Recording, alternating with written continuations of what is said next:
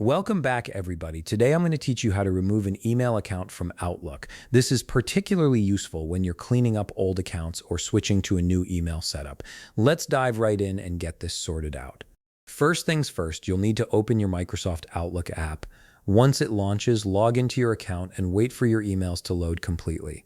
This initial step is important because you need full access to your account settings, which won't be available until everything has loaded properly. Now that your emails have loaded, it's time to access the File menu. Look towards the top part of your screen where all your tools and menu options are located. You'll see File sitting there waiting for you. Go ahead and click on it. Once the File menu opens up, you'll notice you're in the Info tab by default. Here you'll see an option for Account Settings with a drop-down arrow next to it. Click on Account Settings to reveal the drop-down options. From the menu that appears, select Account Settings again. This will open up a dedicated Account Settings window where all your email accounts are managed.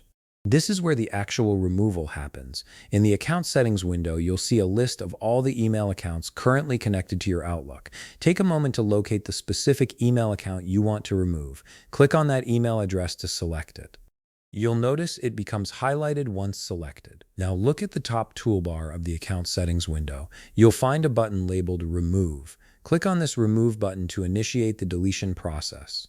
Outlook takes account removal seriously, so a confirmation window will pop up asking you to verify your action.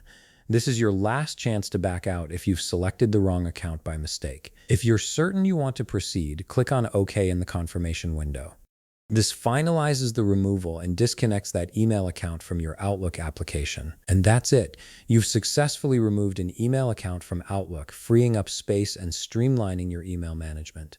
If you found this video helpful, please leave a like, subscribe, and see you in the next video.